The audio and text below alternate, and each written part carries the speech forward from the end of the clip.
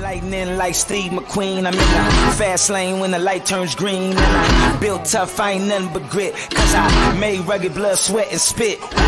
Yeah, like a horse I fly. Better brace yourself in for a bumpy ride. I like to play hard, but I work harder. And I weather the storm cause I'm built stronger. What is up, ladies and gentlemen? We are back. We are live. It is the Freight Coach Morning Show, the top morning show in transportation, coming to you guys every single weekday, 8:30 a.m. Pacific, 10:30 Central, to break down some industry headlines, and most importantly, provide some actual insight into what you can do with all of this information. If this is your first time tuning in, welcome. This is the real side of freight, ladies and gentlemen. And I say that before every single show. And what I mean by that is I only speak to transportation professionals on this show, as well as my twice-a-week long-form podcast, because I want to talk to the right individuals who have done what you're looking to do or who are currently doing what you're trying to achieve. So you can take that information, apply it, utilize it, and see a meaningful difference in your business and your life. We're just going to jump right into it today. You guys are aware of this guy. I kind of feel like you're like the Judge Judy of freight, Matt Leffler. Like, I feel like that's what you, Judge Judy or any of those court shows, that's what we need to bring up right now. And for all of my friends down in Mexico, it's kind of like Caso Cerrado. They will all understand what that is. I watched that show with my mother-in-law. It's like the Judge Judy of Mexico, and it is fucking awesome. I think we could make something called Freight Court, Chris. I think that's something. I own the domain. I had an idea for that. Maybe someday we can do it. Oh, man, that is awesome, dude. So what's new, man? What's going on in your world? Well, so I want to open this up. We're talking today a little bit about Project 44 and Four Kites. And to help our audience today understand this case, I'm going to do a little bit of reading from a great American novel, The Great Gatsby by F. Scott Fitzgerald. And if you just humor me for a minute, if I could. Chapter 1. In my younger and more vulnerable years, my father gave me some advice that I've been turning over in my mind ever since. Don't defame your competitors, he told me. He didn't say any more, but we've always been unusually communicative in a reserved way, and I understood that he meant a great deal more than don't allegedly defame your competitors. That's not good advice. This is absurd. This case, Chris, this case, it just keeps giving. It just keeps giving. Thank you for having me on, my friend. How have you been? Oh, dude, it's been a busy couple weeks here. It's been some it's been some pretty big milestones. I've onboarded some new employees, and I think like there's so much that goes on in this because there's no playbook to any of this stuff, man, right? Like we all think that we're gonna know what we're gonna do in these instances, and then you're just there. So it's like we're ripping the Band-Aid off and we're making it happen one day at a time and one call at a time and one customer at a time. And as my company slogan is, one truck at a time here at Freight Coach Logistics and Freight Coach Everything. And, one thing I'm very cognizant of is I'm starting to kind of think like a lawyer at times. And mainly because one of my lawyers had told me that. He's like, listen, you can say whatever you want, but he's like, you just kind of got to be careful about how you frame some things because it could be perceived as defamation. And it can come back against you in certain instances. It's hard when it's a conversation, but the best piece of legal advice that I was ever given was it's not real unless it's in writing. Oh, that's not the case. Let me be very clear. I am not your lawyer. I'm not the lawyer for anybody who's watching this. This is not intended to give you legal advice. There is no attorney-client relationship here. What we're doing is we're talking about headlines. We're using hypotheticals. But to your point, what is defamation? Defamation, when it's written, is called liable. When it's spoken, it's called slander. But at the end of the day, all it is a lie that is publicized that causes damages. And if you say something that causes damages to a third party and you publicize that, you may have committed the tort, which is the word we use for these types of things that happen in civil court, of defamation. Now, this case about Project 44 and Four Kites is without a doubt the most interesting case in defamation in the United States right now. It is fascinating. Bring people up to speed, though, because full transparency, I know of the case. I have not nearly dug into it at the levels that you have. So bring people up to speed in as quick as you can. Like defamation, what was actually going on behind the scenes? So here's the story. This has been going on for many, many years in the state courts of Illinois. Forkites and Project 44 are competitors in the world of freight visibility. Yeah. These tools that help you know, where's my stuff? When's it going to be here? When's it going to be delayed? All of those things. When this case first began, this is the allegations. Someone from Forkites went out and talked to two board members of Project 44 and the incoming chief revenue officer of Forkites, of Project 44. Yeah. And what they said was essentially this company, Project 44, is a Ponzi scheme. It is tied to the Chicago Mafia. You should get out while you still can. And these things were said to, again, two board members and the chief revenue officer, the top of the top for Project 44. Well, P44 is a technology company, and they can understand these things came from an email address. And they following some subpoenas, and they understood this to be associated with somebody from Forkites. And so Project 44 sued in the state courts of Illinois, Forkites, alleging what we call defamation per se. Now, I mentioned earlier, what is defamation? Defamation is a lie that is told to a third party that is causing damages. When it is defamation per se, you don't have to prove or even allege you've been damaged in any way at all. All you have to do is say a lie was told to somebody else, and that's enough. The question in this case was, if you tell a board member or if you tell somebody who is the chief revenue officer, did you actually tell a third party, or are those leaders the same thing as the company? And this went through both the lowest court, then the appellate court, and finally to the Illinois Supreme Court. And that's what happened most recently, was in the Illinois Supreme Court, the court ruled in favor of Project 44. But I can break down even more about the legal stuff, but that's the general background. Forkites did something allegedly that is very, very dumb. And 44 figured it out. Because it's still at the everything's allegedly, because nothing's been proven in the court of law yet. It's still all, in the litigation aspect of things. But like, how does saying a company is associated with the mob have how is that defamation? Yeah, so the idea of what we call defamation per se, and there's these little categories that kind of automatically mean you've hurt somebody. So normally, if you've hurt my reputation, oh, Matt Leffler, he's a such and such, I'd have to come and say, well, look, because you said that, here's all the contracts that I lost, here's all the opportunities I lost out on, you owe me X amount of money. But if you say something that is so salacious, so impactful, whether you're committing something like organized crime, moral turpitude, venereal diseases is another one that you can say that are called defamation per se.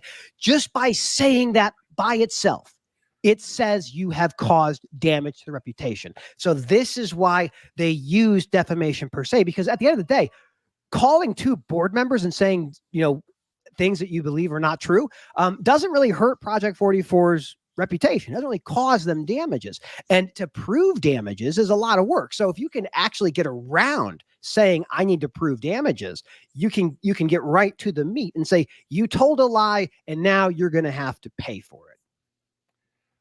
Again, I don't know how to frame this in a way where I'm not going to somehow be accusing anybody of anything. And I didn't bring my tinfoil today, so I can't put that on. But could this be, knowing the competitive nature between the two organizations, could something like this, and I'm not saying that this is what it was, but it could be used as a way to remove competition where, you know what, maybe Forkites fucked up and they did this, right? Allegedly did this. Yeah. Could a certain competitor use this to put the hammer down to put somebody out of business and drain them out through litigation and try and dry them up financially in court to put them out of business? This case is so fascinating. So to begin with, what was the desired outcome of this alleged agent of Forkites to say this stuff to Project 44? The goal most likely was to make those board members think less of P44, make that chief revenue officer question the decision to come work there. If they had gotten their way, Forkites allegedly would have made those people quit. And then maybe they could have scooped up that talent, or at least at the minimum made Project 44 kind of destabilized by saying, oh, we're losing, there's all these rumors around our financial solvency. We need to figure out a solution. So the goal, I think, if this is all allegedly true, the goal from Forkites was to cause some chaos and just some general, maybe some people might leave the company. What I think happens next is even more fascinating. So here's the issue. Yeah. In this case, Forkites said in the litigation, they said, look, no, we didn't tell a third party. We just told the board members, and the board members are the exact same thing as the company. No one got hurt. And what Project 44 argued correctly is, no, these are not the same things. These are different. And this is a person. This is a company, and you're trying to make the company have a different look as what these people think about it. You intentionally tried to make these third parties, these board members and this chief revenue officer, think differently about us. That is a thing we're suing you for. And initially at the lowest court, the court said, no, Forkites is right. You just told the board member, they didn't believe you. No one got hurt. Case dismissed. But at the appellate court, P44 made the argument, said, look, if these were the same thing, if the board member and the company were the same thing, this would be completely destroy some of the initial law in the state of Illinois when someone who gets fired for defamation, they get defamed at a company and they sue the company and say, no, you defamed me and I lost my job because of it. They basically found this as a parallel and said, for the purposes of defamation per se, it is considered published if you tell somebody who is a third party. And these board members were not the same thing as the company. The company can be bound by the board members, but ultimately, if you go to the board member and you say lies, that is enough in the state of Illinois to allow the case to continue. But Chris, this is just the beginning stages. Yeah. Litigation has different phases. There's this thing we're in right now called the pleading phase. This is when it first begins. Yeah. After that is discovery, where we ask for records or we look for answers for interrogatories, and then you have depositions. In defamation, truth of the thing you say is always a defense. So what happens now is it goes back to the state court, the lowest court, and now Forkites must answer the complaint and assert their defenses. So we are not at the end. We are just at the beginning. And this case has been going on for 5 years, which is just bonkers. God, wouldn't you like to have the ability to invoice hours on this one? 5 years and just getting started? I would estimate both these parties have spent together over, if you combine them, over $1 million, be my estimation. When this case began, and this is from Jet McCann, I was talking to Timothy Dooner on Freightways a while back, he said, P44 was half the size of Forkites when the litigation began. And as it sits today, now P44 is double the size of Forkites. If I'm an investor in Forkites and I see this kind of stuff, this is not what you want on the headlines of the Chicago Tribune. You do not want to see this kind of stuff. And most civil cases will settle. It is very unclear what happens next. Will they settle, or will P44 push the envelope and see exactly what Forkites has been up to? But who's pushing for this case to continue? Like, you would think that it would have been a simple, hey, we fucked up. Like, we shouldn't have done this. Okay. This person's been terminated. They've been removed.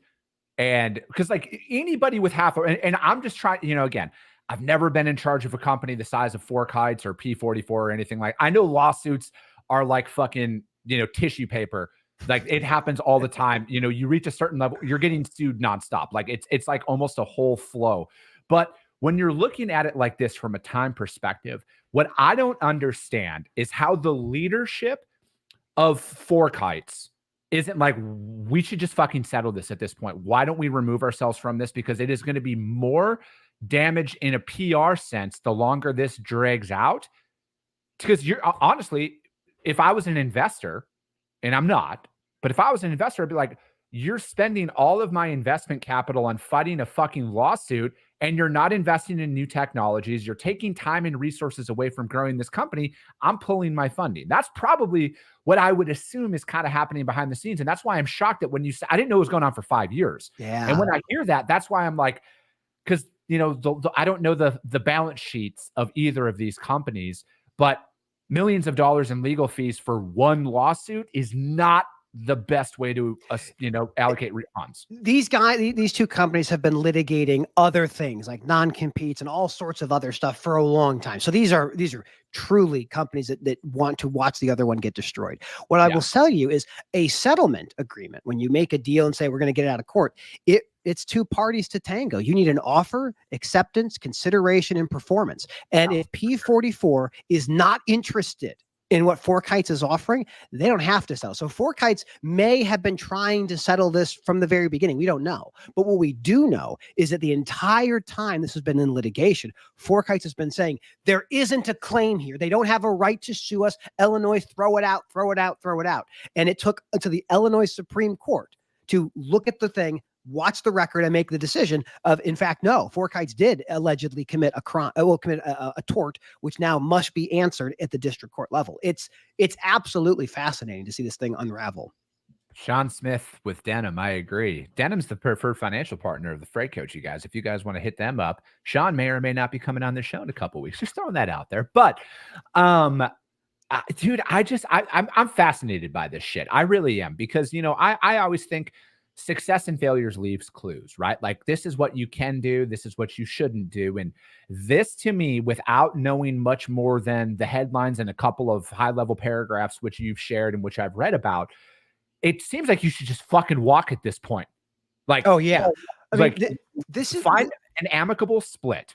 Okay. Because like Forkites, my assumption, you're going to have to fucking pay something out of this, right? Something's going to happen.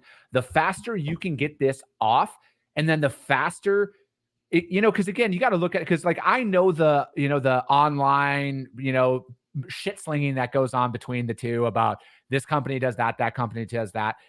At what point do you just say, I got to focus on my fucking customers? I think the answer here is, obviously they all need to focus on driving revenue and growing success for their customers. No doubt about that. What I look at now, what I think about now is I think oddly enough about Convoy, the freight broker who wound down last year, and the financial challenges that they faced. This is not a market to raise money. And one of the things about this defamation case that is so important to keep in mind is about the financial stability of Project 44, which means in the world of private equity, in the world of venture cap, you generally are not sharing financial data with non-people who are looking to invest. You don't share that publicly. You're not a publicly traded company. There's no desire or prerogative to send out, here's our revenue, here's our margin. But if the issue in this case is about the financial stability of P44, Forkites will have access to subpoena those records and then see exactly the balance sheet of their company. And I don't know if P44 wants that kind of visibility. So the answer, I think, in this big thing is this is game theory. This is game theory at its best. Yeah. You have to make the tactical decisions. And for Project 44, they were going to litigate this thing because they fundamentally believed that what Forkites did was wrong. And it shows in the Illinois Supreme Court that the case can continue. But the question of what happens next, when you get into protracted litigation, you might be spending $50,000 a month, maybe more. And we're not even in litigation yet. We're just in motion practice. Get into the discovery phase, things get very different. When you start deposing senior leaders of companies, the amount of prep work that happens is astronomical. So I look at this to your same point and say, where is this thing going? Are we going to see this go to trial? Will it be in trial? I can't imagine a world where this goes to trial unless P44 fundamentally believes that they can embarrass Forkites. And this might just be marketing spend. I mean, litigation is a non-recurring liability. You can write that off on your adjusted EBITDA. I got no idea, man, but it is amazing to watch this thing unfold.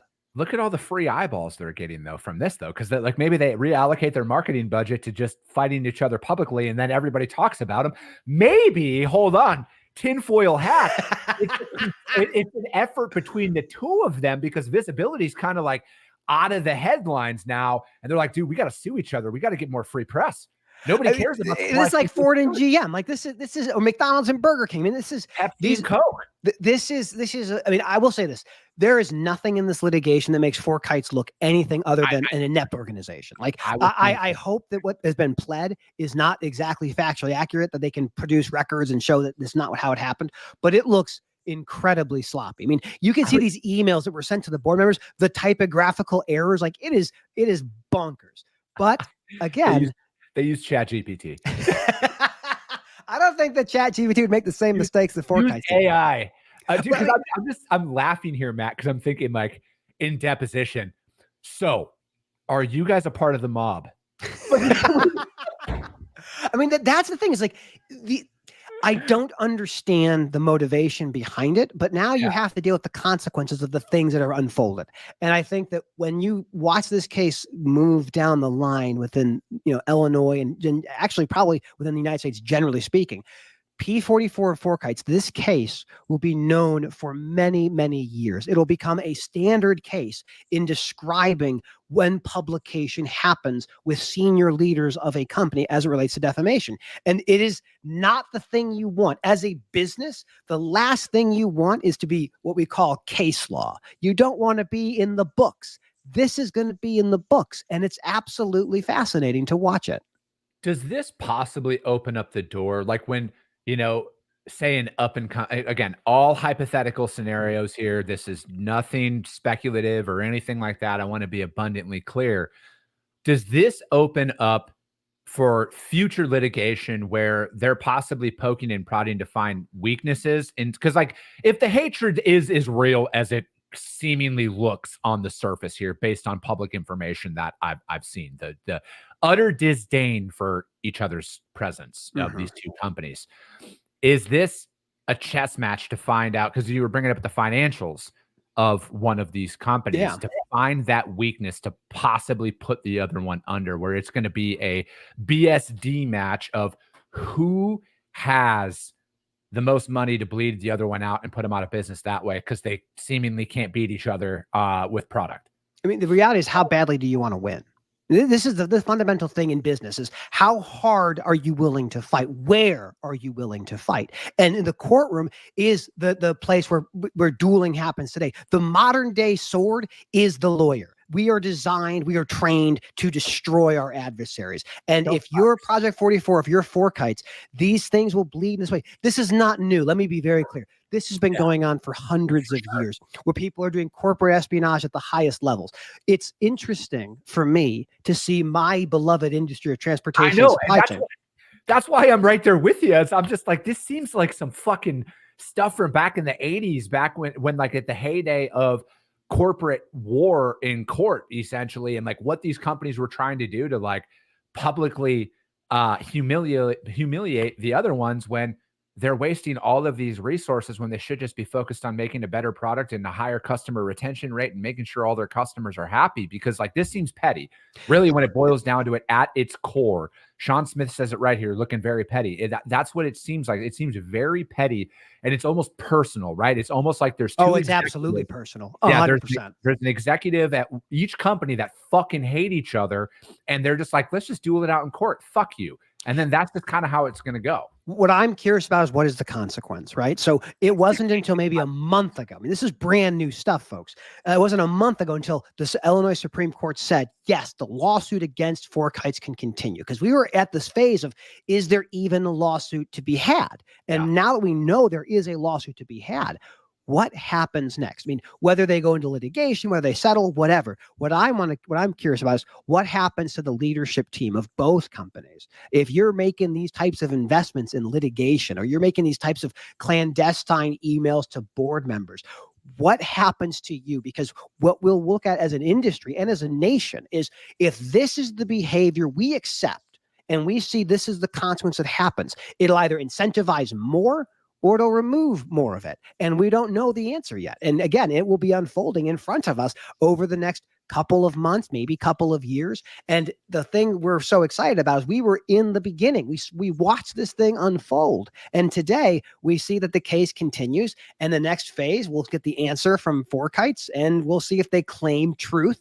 If they claim truth, Chris, that means that we're going to be getting depositions around the financial solvency of Project 44. We'll likely see records maybe under seal of their financials. I mean, this is bet the farm litigation at its best. And I am just overjoyed as an Illinois-based attorney to get a chance to watch this thing in real time. I love it because, obviously Phoenix, Arizona is the freight capital of the world. Freight Valley is what it's called, but Chicago's number 2, close second. We have all the And railroads. I mean, we're the city of big shoulders. We carry a lot of the supply chain. I mean, people in Chicago got to do whatever you guys got to do to make yourself feel important. But I just look at it as the amount of companies that are inside of this industry that are headquartered in Chicago, and what does this groundwork possibly open up for the future? Like that. I was talking to Carrie Trucker Tools. I'm like, hey, are you going to start defaming your competitors so you can get into the mix of this? She's like, no, I think we're just going to continue to focus on making good products for our broker customers. Like, that's a good way to go. And I would always recommend that for anybody, right? Because I mean, yeah, Matt's an attorney, but I feel like most attorneys are buddies behind the scenes, and they're like, hey, how do we fucking bilk these guys for as much money as possible? And then we'll just go bill them out and go fuck around. Because I just look at it like this: when it comes to nobody wins in a lawsuit, and you got to be very careful. I know you could make the argument, I'm talking about lawyers always win. I know that's the key. We're doing fine. I look at it as, again, because it's only a matter of time before you get sued in business. It's literally only a matter of time before something happens. And it's like, are you in a position where you can actually fight this stuff?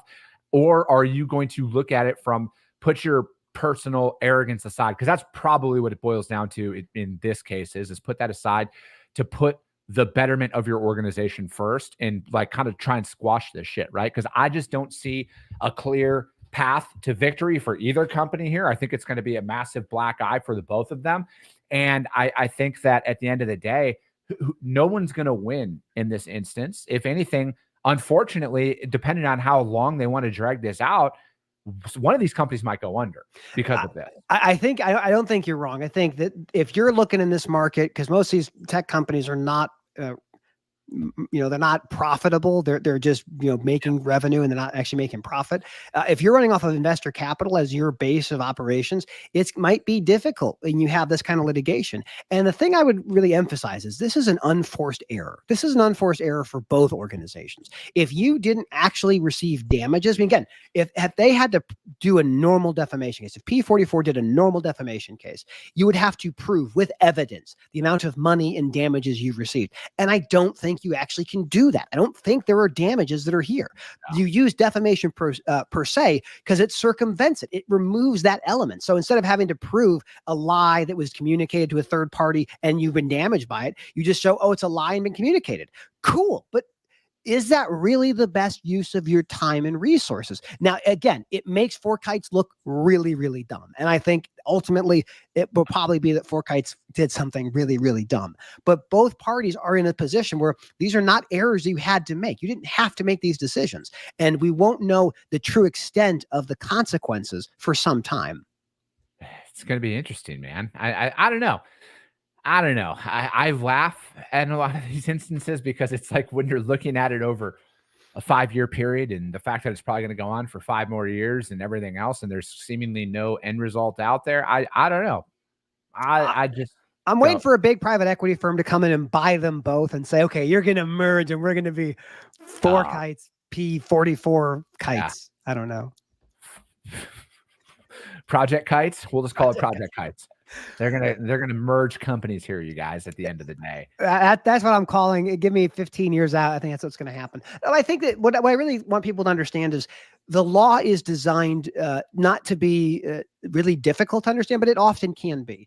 My hope is that we can take a case like Four Kites and Project 44 and show you what is defamation, explain to you why it's not the same normal defamation, but it's actually a special kind called defamation per se. It'll also break down slander versus libel, written or spoken defamation.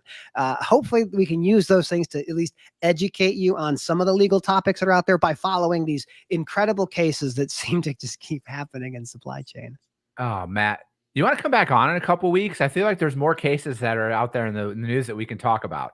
They never end. I'm always available, man. I love talking to you. And this is my passion, is to talk about the law, talk about supply chain. And I might not be a doctor of human stuff, but I am a doctor of law. So I can offer some insights from time to time. Dude, I love it. I love it. Matt, thank you so much for joining me. You guys, I think I got a solo show tomorrow. I think so, yeah, because I'm going to be at the TIA on Thursday and Friday, and the show times on Thursday and Friday are not going to be the normal times because like I'm going to be in and out of events, and I got guests that are going to come on, and we're just going to, talk about stuff here over these next couple of days, you guys. But as always, if you guys got value in what you heard, subscribe to the show. Share it out there to your network. Support my man Matt here as well. Hit up the Armchair Attorney. Drop him a follow. Do all of that stuff. Read this book, by F. Scott Fitzgerald, The Great Gatsby. It's a great one. I haven't read it in like 30 years. But anyways, you guys, we go ahead. I added the part about the defamation. He didn't actually say that. I haven't read that book in so long. I couldn't have proven that wrong. But anyways, you guys, we will be back tomorrow. I appreciate you guys. I love you guys. And we'll be talking to you soon.